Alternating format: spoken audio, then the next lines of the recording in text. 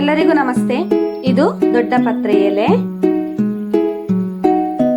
ಉತ್ತಮ ಔಷಧೀಯ ಗುಣಗಳನ್ನು ಹೊಂದಿರುವಂತಹ ಬಳ್ಳಿಯಾಗಿದೆ. ಇದಕ್ಕೆ ಸಾಂಬಾರ ಬಳ್ಳಿ, ಸಾಂಬ್ರಾಣಿ ಹಾಗೂ ಮಲಯಾಳಮಲ್ಲಿ ಪಣಿಕೂರ್ಕ ಎಂಬ ಹೆಸರುಗಳಿವೆ. ಈ ರೀತಿಯಾಗಿ ನೀವು ಈ ಎಲೆಗಳನ್ನೆಲ್ಲ ತೊಳೆದುಕೊಂಡು ಇದನ್ನು ಸಣ್ಣ ಸಣ್ಣ ತುಂಡುಗಳಾಗಿ ಕತ್ತರಿಸಿಕೊಳ್ಬೇಕು.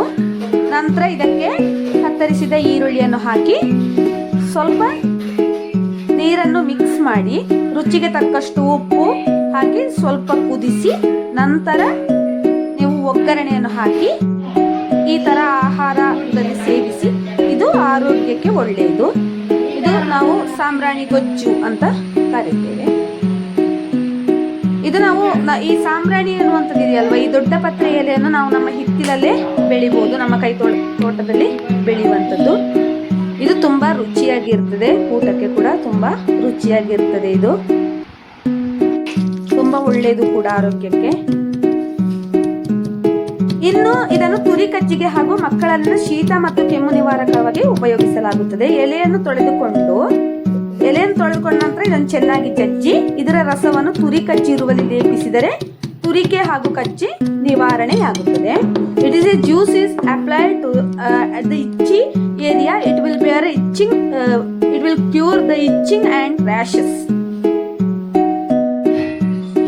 ಹಾಗೂ ಎಲೆಯನ್ನು ನೀವು ತವಾದಲ್ಲಿ ಸ್ವಲ್ಪ ಬಾಡಿಸಿ ಇದರ ರಸವನ್ನು ಸ್ವಲ್ಪ ಜೇನಿನೊಂದಿಗೆ ಬೆರೆಸಿ ಮಕ್ಕಳಿಗೆ ಕೊಟ್ಟರೆ ಸಣ್ಣ ಮಟ್ಟಿನ ಕಫ, ಶೀತ, ನೆಗಡಿ ಈ ತರದಿದ್ರೆಲ್ಲ ಕಡಿಮೆಯಾಗ್ತದೆ.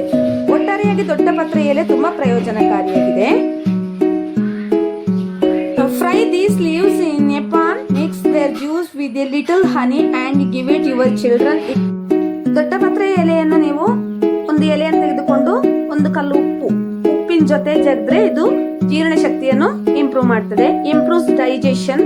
Chewing this leaf with salt, it is a good solution for indigestion and gas problems. Thank you for watching.